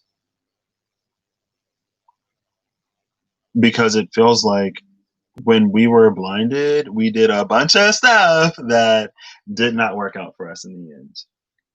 But again, it's like if we wouldn't have done those things, it wouldn't have put us in a position to see what we can see now. And if the sacral, I feel like there could have been intimacy issues, and intimacy could be physical or it could be emotional or even spiritual. It's like there was a lack of vulnerability here. Maybe because of things in the past, because, we're human. And again, it's like eventually we reach this point where we realize that without addressing the things that we need to address, we're never going to get to the place that we want to be. And it's interesting because the root portal, the root chakra had a message that was basically this. And this is the solar. So we're coming out of the root now. That's another thing I do. I don't do things in order sometimes, most of the time. Because I remember before I started, I was like, I could do these in order, but I decided to just do them in the way that they showed up in the deck. And so it's kind of sort of mixed up. You got to put the pieces together. I don't put pieces together for people because the way that I can figure it may not necessarily be the way that you need to see it to get it to work for you. Put the individual pieces together and take them as they resonate. First, does this resonate for me? Yes or no? Next, how does this fit with what I already know? After that, how does this fit with the things that are like, how does this fit into the paradigm, the structure that I'm being like drawn into? And then comes the action step of assembling mentally, emotionally, spiritually, and then physically going out and in some way engaging that space. That leads to, it's like the practice. It's putting it into motion. It's like repetition. It's like that. Practice makes perfect. I said it last time. But that's what this is. Between the Ten of Swords and the Eight of Swords. But I actually, for the sacral, I love that we have that Ten of Swords here. Because if we didn't have the Ten of Swords, this Eight of Swords wouldn't be resolved. The Ten of Swords is the resolution of the Eight of Swords energy. And what this is, it feels like with ourselves blindfolded, we're feeling around in the dark. But when our hands have been pierced, we can't feel in the dark anymore. So we have to develop this different method for seeing. And while we had our hands, while we were feeling, it's like we were never going to invest in developing other senses or heightening other senses. And honestly, this is like basically what I said in the post I made on my Facebook like a few days ago. I've become the type of person that believes that we experience things that we need to. We experience things the way that we need to in the moment to get us to be where it is that is our next destination. And so we have the ability to take things as they are and to make them or to use them to get us to be like where we want to be or how they should be or whatever. Just like how like I was going to all those appointments, I was told when I was diagnosed that it looked like I was forming cataracts and we're going to keep an eye on this. And then I went back and I asked and they didn't tell me anything. I had to go to a different place. And if the situations and circumstances that happened before didn't happen, I would have never went to this other place. I would have continued to go to my usual place. And who's to say if they ever would have told me, oh yeah, girl, these are cataracts and they're bad. But because I lost everything and because I didn't know 2 years ago, it put me on a path to get into my own root, my heart, my sacral, my solar, my crown, my throat, and my third eye and beyond, and begin to fix and heal and work through the challenges that were presented to me. And as I came to the end of those lessons, oh my gosh, my eyesight is restored to better than it was before. Turns out it wasn't what I thought it was. It's actually treatable. And again, for me, this is that energy of we experience it the way that we need to. And if we take on the challenge, then it leads us to something even greater. Now, the Two of Swords in reverse at the top of this, that reminds me of the compass and the Three of Pentacles, but it's upside down. So that's spirit cooperating with us. That's knowing that things are working out the way that they need to on the other side. And it's a heightening of different senses. And when our other senses heighten, it's like it allows us to create better because we can focus more on the part that we need to do instead of worrying about if everyone else is doing what they need to do. This sacral here, it's kind of sort of like focus on creating the things that you can create and let everyone else do what they need to do so that we can bring it together in the future. Now over here, we have the Eight of Swords again. The Eight of Swords again. So the Eight of Swords came out on both sides for the sacral portal. Let's see what it's matched up with this time. Oh, yeah. This is exactly what I said for the root over here. It's the title card. The Eight of Swords in the title card. This is just being lost. Not seeing, not understanding, fumbling around in the dark. Because again, and I guess that's to clarify what I said over here. As long as we can feel around in the dark, we're never going to work on heightening and developing those other senses. So because because our ability to feel in the dark was impaired, we had to develop another way of seeing. This is never developing that way of seeing and forever being lost, basically. And again, this is directly rooted or directly connected to us not addressing and not handling the things in the root that we need to handle. And so it's like if you're an artist and you have a writer's block or you have these nightmares or whatever, it's like you are so heavily impacted by like your art, your expression is so heavily impacted by your experience that, and it's like when we create from those spaces, it's a good way to vent and to release and to transmute. But sometimes if we get lost in it, then it's almost like it becomes a drug in some way. Right? It's almost like since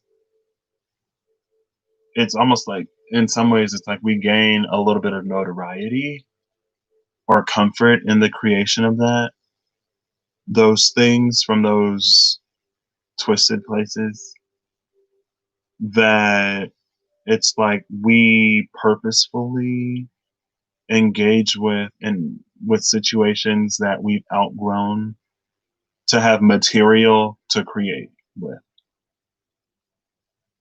And it's like it's time to enter a new phase. It's time to enter a new era. It's time to broaden your sort of horizons, or else you're just going to be like a scream queen. And there's nothing wrong with being a scream queen, but if you're the type of person who sees yourself as more than just one genre, then it's like, okay, well, when are you going to pursue anything different? When are you going to open yourself up to anything different? How long are you going to continue going to the same places and spaces for more motivation to create?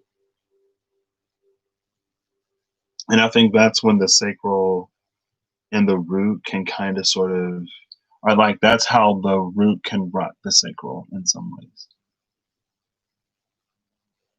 And then like that goes all the way up to the crown. And with the crown, it becomes like how we perceive information. And so it's like the crown can be pure, but how we perceive it gives it a completely different like light, right? If you put a shade or a filter on light, if you put some like tinted whatever behind it, it's gonna affect and impact how it's perceived, even though the source of the light may remain pure. So yeah, that's what this is. On one side, it's tackling it, it's handling it because it's like allowing ourselves to reach that breaking point to which we say something has to change. This one is like never changing. Like, oh, it just is what it is. And there's and like that's the thing about coping is like there's a healthy amount of coping and we're human, so it's understandable. Things are difficult and hard and not easy. But if we cope to the point where we never address the things that we have the power within ourselves to address, then we're never really going to get out of that space. And I think that's what this is. This is excessive coping to the point where we're not doing what we could be doing to not even have to cope in this way in the first place. This is us taking ourselves out of the situation and moving on to that higher timeline. And again, with wisdom and utopia being at the bottom of the deck, it's all about aligning to that place so we can actually get there. You're not going to get, like, you can't necessarily cope your way there. There are going to be things that you have to deal with. There are going to be things that you have to handle. There are going to be things that you have to address. That's why emotional freedom was what behind that throat portal. And I was like, oh, emotional freedom and utopia are connected. Emotional freedom is us actually freeing ourselves of those emotions, because as long as we hold on to that baggage, it's too heavy to go up that waterfall. And you can't get on a hot air balloon because you'll down it. It's too heavy. Last but not least, the solar portal. And the solar portal is a 36-9. We started with a 40, which is a 4. So we end in this place of comfort and stability with the 4. And then, or we start with the place of stability with the 4. It could be good or bad. And we end with a 9. So, could be better.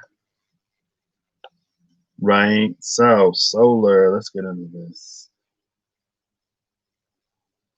So, yeah, I'll do it. I was like, I don't think I'm going to fix the timestamp for the heart. I was like, I cannot be lazy and go back and find that. 142.24 for the solar portal. I wanted it. So that's why we have it. 142.24. Now, this is more aligned over here. Ooh, we got that chariot on the bottom of the deck. Okay. And the Two of Wands. The chariot and the Two of Wands. When it comes to the sacral portal, the Two of Wands could be a space of like not knowing how to go about getting what it is that we want, right? It's like either we can have two different ideas on how to do the same thing. But last time we saw the Two of Wands in the Archangel Power cards, it was about alignment. It was two things, two beings being on the same page, two energies, two entities being on the same page, on the same path with the same goal in mind. Now, they were side by side, so one isn't following behind the other and one isn't leading the other. So it's like they still have their own paths, because like if we're walking and then there's like these here, this person on their path, they're going to encounter these cards, but on this person's path, they're not.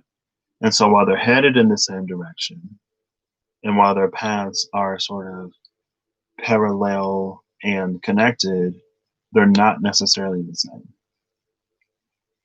This, however, is boldly, quickly, through that space of internal alignment. I love that we're ending with the solar plexus portal, because solar plexus connected to the sun has been lit, which leads us to like really embodying our higher selves and living out our higher potentials. And I'm seeing people do that like in their lives. And I'm like, yes, I love this. And of course, not everyone is, but that's fine. We're all on the journey. That's what this is, though. The Two of Wands, this is about new beginnings, new horizons. It's about new frontiers, expansion, and with the Chariot, going for it full force. Even though the moon is up there, it is Cancerian energy. We're still going for it. We're not going to allow the things that we don't know to put us in an energy of fear or anxiety or worry. It's not going to be, oh, is this even possible? Am I crazy for trying to do this or blah, blah, blah, whatever? It's about moving forward because internally we know that we're good. This is something that we've probably practiced to be this good. And that's the energy to take moving forward. That energy itself illuminates this space. And again, it's not complete illumination. It's like this, it's almost like a hermit energy, but it's a hermit on wheels, right? Because with the moon and this Two of Wands, it's like it's illuminating our next step forward, not necessarily giving us the sun whole picture, but this is us knowing that we know enough to move forward. We don't need everything to be known to move. And look, there's that bubble again. That's that Merkaba energy, honestly. Oh, look, there's the sun. The sun is on the moon. I don't know if y'all can see it. It's like an eclipse. That's funny. We just had an eclipse. Yeah, see the moon, but then you can see the rays of the sun. That's eclipse energy. And it's moving us forward.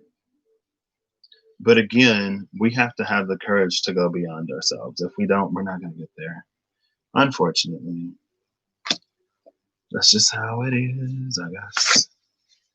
So over here, we have the Conqueror of Wands and the Eight of Coins as lesser aligned energy.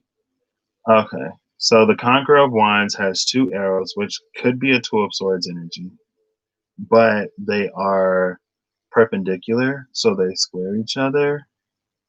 It creates this crossroads that has the snake wrapped all the way around it.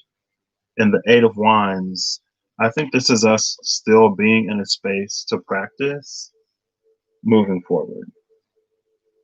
Now, the Conqueror of Wands, Knight of Wands, is also an energy of progression and movement.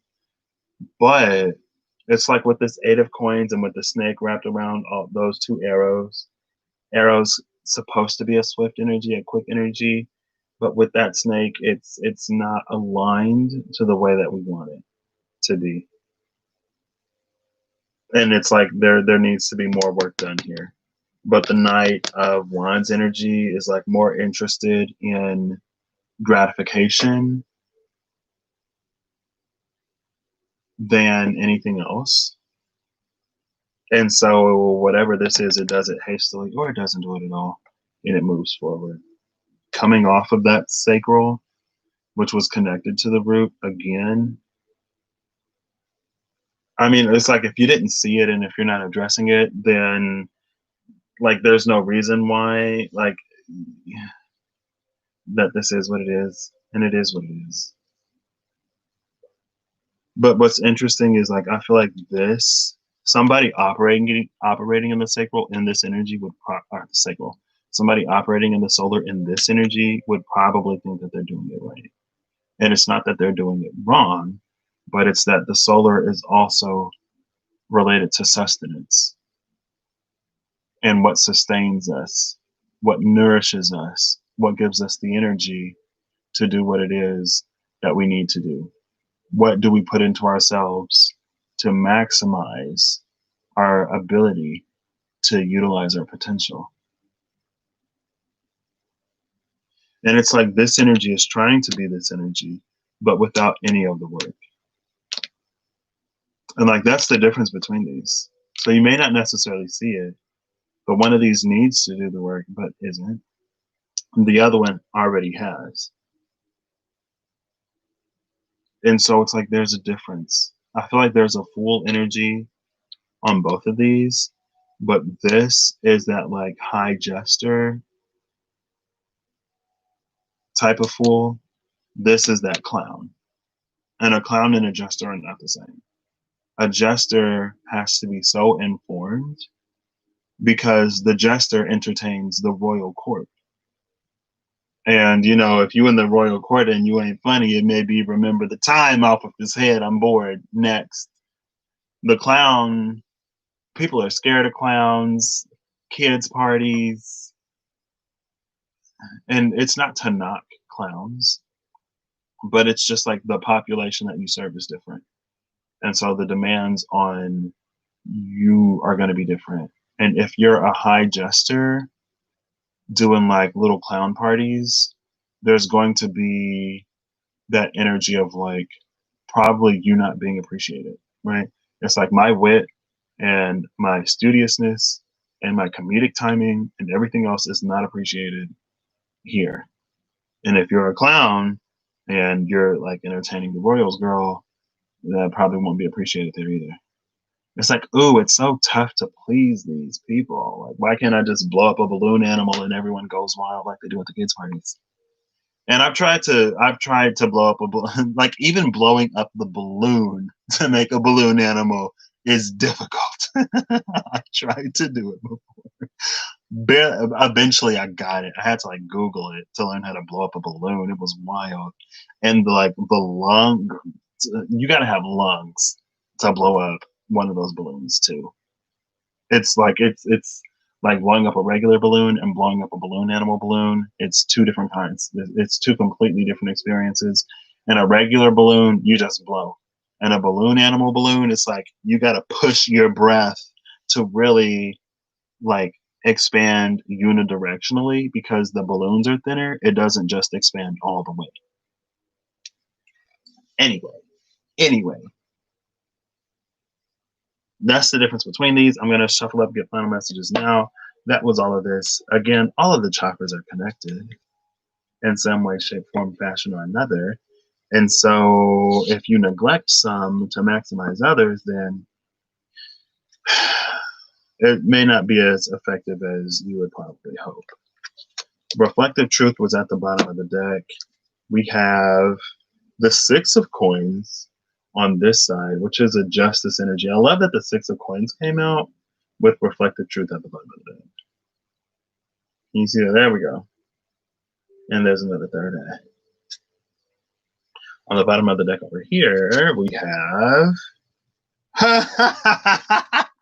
Would you believe that we have the Six of Coins? I literally just thought it would be so funny if the Six of Coins was on the bottom of the deck. But I was like, the Six of Coins isn't going to be at the bottom of the deck, so it might be like Justice or something. The Six of Coins literally at the bottom of both decks. It's times like this when I'm like, okay, maybe these cards are like legit.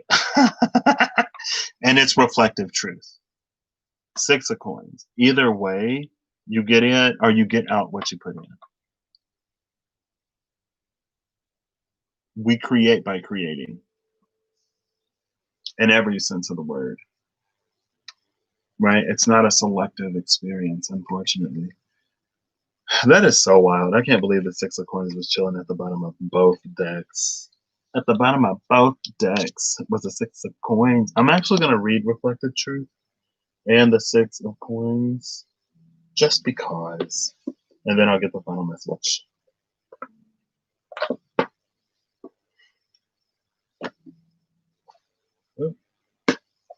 Let's go. Reflective Truth is number 31, which is a 4. We started with a 4, we end with a 4. But there was that 9 first, you know. Reflective Truth. This is identity, self-love, and acceptance. This image is connected with the... I'm going to have to put on the other glasses. Connected with the golden crystal mint colorway. Golden crystal mint. I guess I see the greens and the golds and the clears. There you go. If y'all can even see this. It says, let me put this, here we go. Reflective truth resonates to innocence and divine truth. When souls are faced with the mirror of truth, hold up, wait. I literally just had this perfectly positioned. There we go. When souls are faced with the mirror of truth,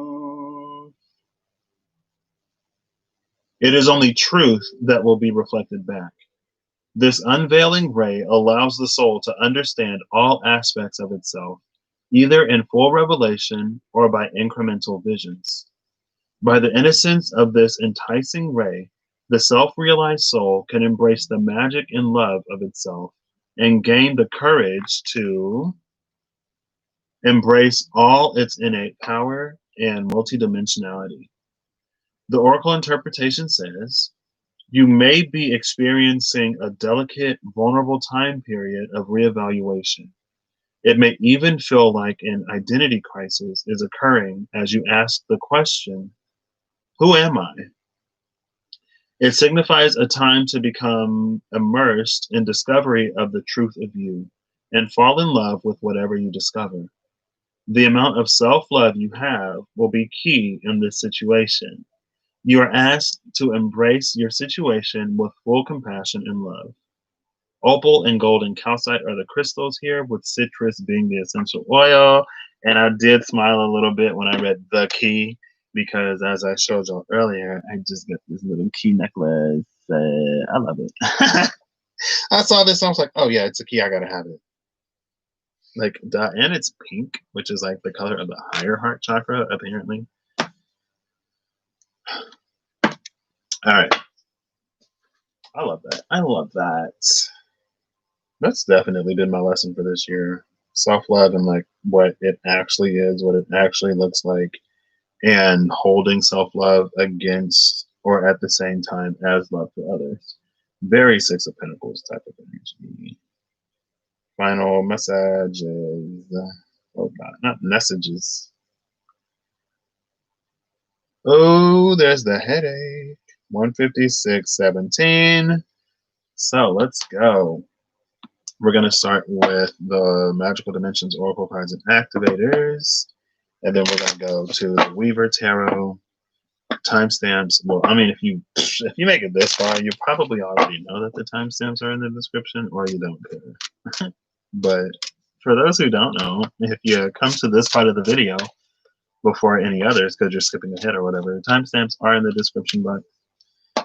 Oh, work. Okay, I do want to cut that. Bottom of the deck is the Heart Portal. Speaking of pink being the color of the heart, the higher heart. Pink and green, higher heart, lower heart together. That's kind of sort of a red and green. That's like Christmas, right? Isn't it like pink isn't actually a color? It's just like a shade of red or something like that. Like there's something about pink. I don't remember. This says receptivity, generosity, and mistrusting. Number 20.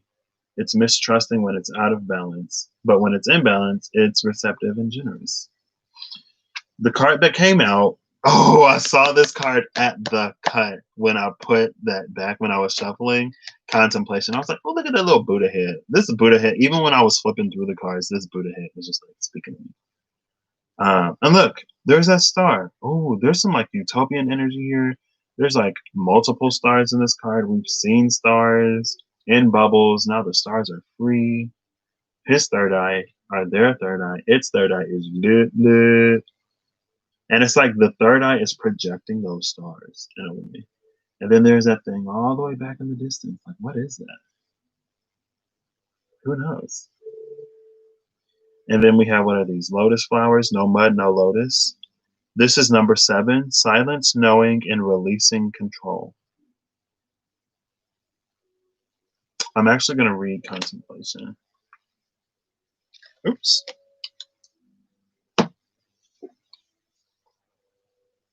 Lightstar actually has a channel on YouTube if you're interested. She's the creator of this deck. She does, last time, or when I came upon her, it was like light language activations. So if you subscribe to Starseed, if you subscribe to that system of belief, I guess, like if you think starseeds are a thing and you resonate to starseeds, she has light language activations on her channel. And like for other things that aren't just starseeds. It's been a long time since I came across her, so and I wasn't even necessarily like into her in the first place. I just like found her, and then I saw that she had a deck and it was gorgeous, so I got it. That was pretty much it. But if you want some starseed light language activation in whatever way, head over to her channel, Light Star, all one word. This is not a paid promotion, but I will shout her out, I guess, because I just did. Maybe it'll be helpful for somebody. So this image is connected with the Sedona color ray.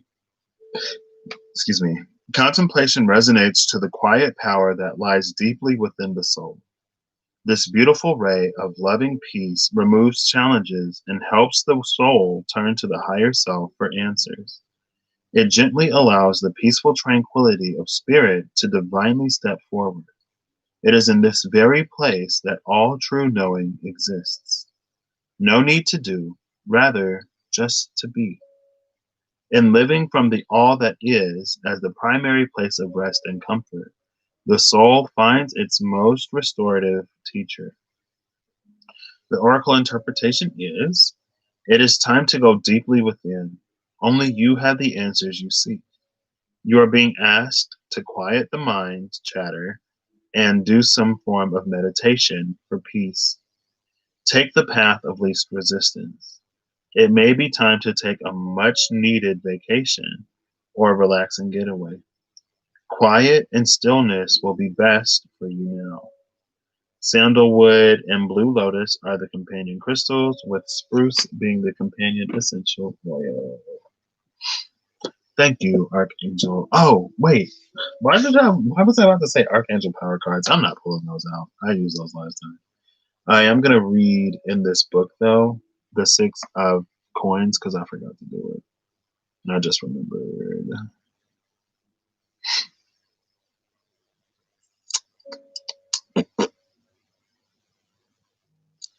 I should write something. I'm so excited to be able to write. I love writing, like just the act of writing in general. Like it ain't even got to be nothing specific. I just love writing. I was kind of sad when I thought I couldn't write anymore, honestly. But then I was like, oh, if I switch the colors and do whatever, I can write on my surface, and that's like the same thing. Six of Coins. Ace, 5, and 6. So, Six of Coins is generosity, give, and take. Oh, there's generosity again. Generosity was on the heart portal. The Six of Coins is an incredibly layered card with a lot of nuances. On the one hand, this card indicates good fortune and a burst of abundance coming through. Diving a bit deeper, this card asks you to examine your relationship with wealth by seeking which aspect of the card you identify most with. Are you in a place of financial security? Are your income and expenses balanced? Are you in a place where you're able to give? If not, are you the taker? This card does not contain judgment, so wherever you currently find yourself is okay. It is important, however, to be able to view your patterns from an unbiased place. Sometimes we find ourselves in relationships or situations where there is a give and take dynamic. This dynamic is typically from family of origin conditioning. This dynamic is typically from family of origin conditioning. Okay. Whether we are the giver or the taker, it is where we feel most comfortable, and it becomes something woven into our identity. As the giver, you may love the good feelings that come with making a difference. As the taker, you may fear instability and not trust yourself fully. An important aspect of this card is the long-term plan. If you are giving, what are you giving to those around you that help them learn to take care of themselves? If you are taking, what is your long-term plan? If external help dried up, how would you survive? This could confront a core wound of yours, but self-sufficiency is vital to your long-term well-being. That was interesting. And in the reverse, it's like 2 paragraphs. I'll just read it. The Six of Coins reverse can indicate an imbalance in relationships. Perhaps you are always there for others and they are not there for you. Being giving is not to be frowned upon, but you should feel equally cared for. It may be a good time to focus on yourself and not others.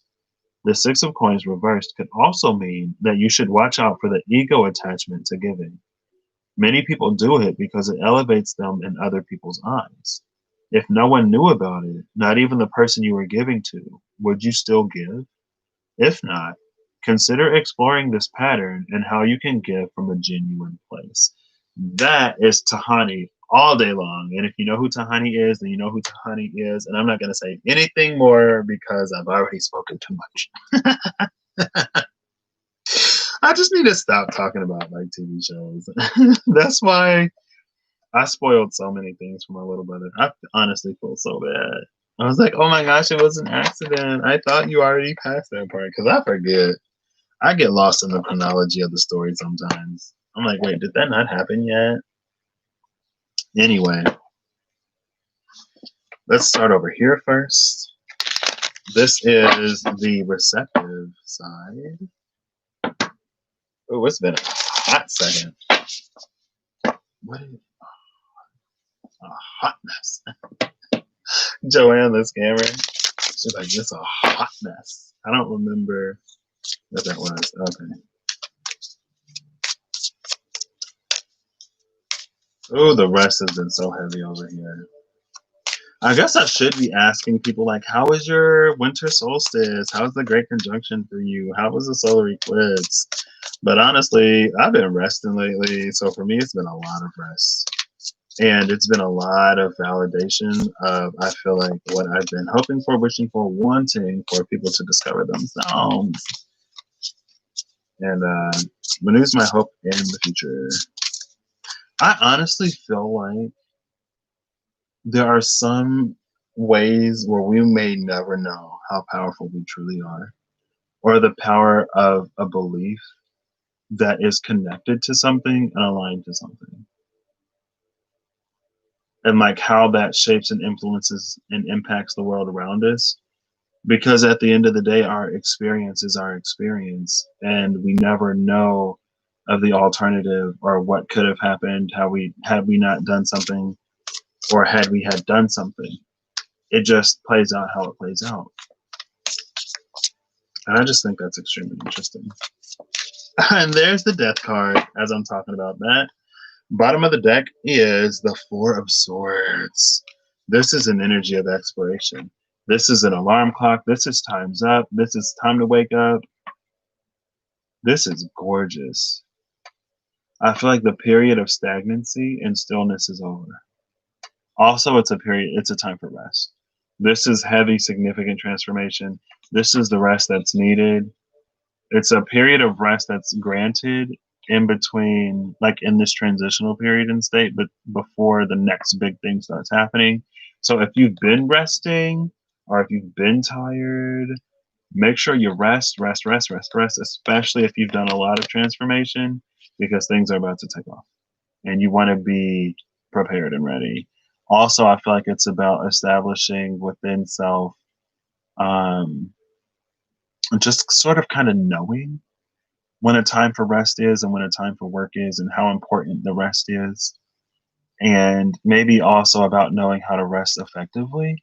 So maybe this could be finding things that really recharge you, things that really get you to connect, or decompress in a way. Like that's what I'm getting for this. But this is huge, right? And honestly, it feels like something that's like been still for a long, long time is about to come back.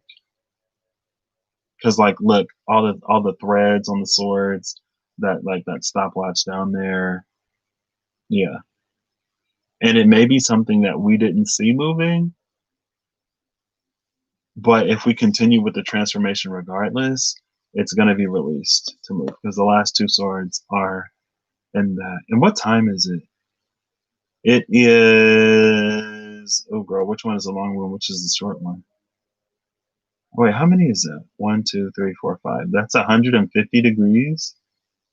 150 degrees isn't in conjunction. What houses are we dealing with? Oh, wait. So that's what, 1 and 7, and then 3 and 9. No, 3 and 11. 1 and 7, 3 and 11. How'd that work? No, that is 9. That is 9. 3 and 9, 1 and 7. Well, 3 and 9 is Sagittarius and Gemini. 1 and 7 is Aries and Libra. And so we're on the Sagittarius Gemini axis, nodal axis right now. I feel like the Aries Libra is about finding the balance on that axis. But with 3 and 7, that's either like a time don't work like that. Yeah, it does, doesn't it? I don't know. I'm not even gonna try. My brain ain't there tonight. Look at your first house, your 7th house, your 3rd house, and your 9th house in your astrological chart. Or you could look at your 2nd house and your 8th house, because that's the area between those that was kind of sort of outlined. Or not. I don't know. Just go with the first thing I said, because yeah, all that extra stuff.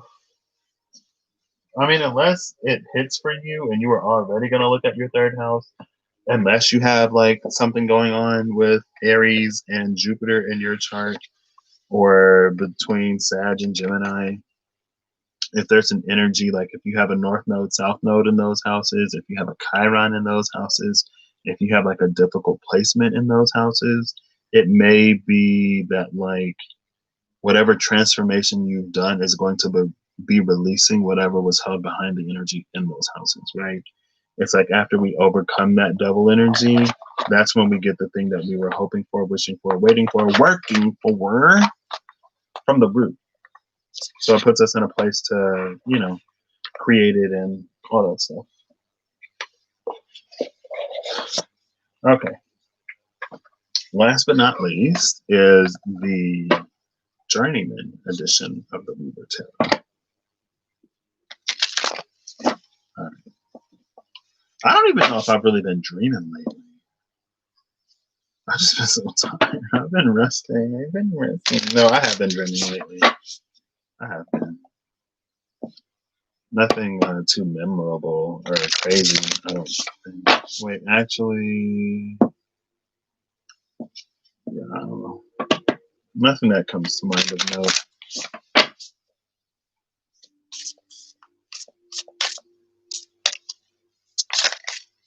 Nope. I should have taken that, or I should have at least looked at it. It'll come out if it's supposed to. I still can't believe the 6 of Pentacles was at the bottom of both decks. I'm like, oh my gosh, that's crazy.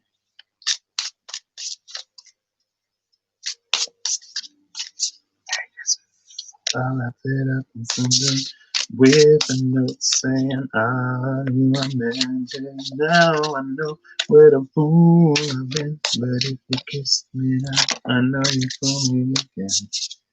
Is that the Ruler of Wands? No, it's the Wheel of Fortune. Death and the Wheel of Fortune, bottom of the deck, is the Lovers. The Lovers with the Wheel of Fortune.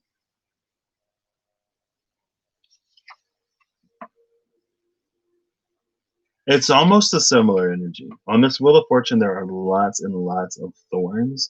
Thorns symbolize like restrictions and difficulties and challenges and things like that.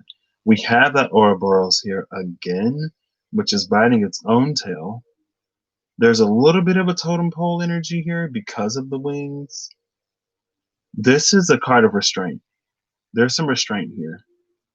And with the Lovers here, I feel like this is really capitalizing on that energy of like making self-honoring choices, self-honoring decisions, not taking the easy way out, putting the work in. And it's also the space of making hard choices. Maybe there are things, situations, scenarios, people even that keep us in old cycles. And it may be time to let that go, or let those go if we want more. Or to at least release it to go through its own sort of journey and period of discovery. This is what, 10 and 6. 16 is the Tower. So yeah, it could definitely be that. One of these hands is all leaves. in this Lover's card, and it's the element of water. The other hand has a rose on it, and it's the element of fire. The hand with the rose has like clear beads. The hand with the leaves are filled in.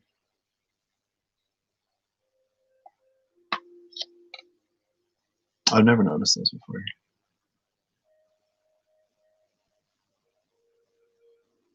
But because this is the way it is, the triangles on the nails are not facing each other.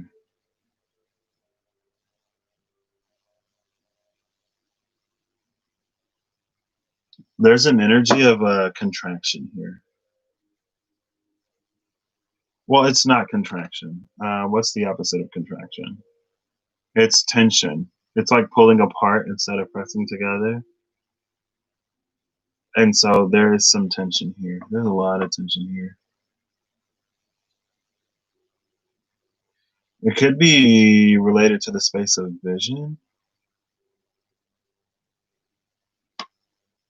Maybe like our vision of the future has changed, or it's in the space of changing, and it may be requiring a certain amount of something from us that if we're not willing to put into it, it's like we're not going to get it. So there's an energy of potentially settling here, or an energy of really coming into brand new cycles, like more than you could have imagined, probably, because you've positioned yourself to receive more than you've ever received before. And I think that double six of coins, like it's going to be important to like give back and to be generous. Generosity did come out a lot. And also it's like finding things that you care about and supporting those. Doing something more, something bigger. Contributing in some way that keeps the goodwill turning for more and more people. Almost like paying it forward in some way.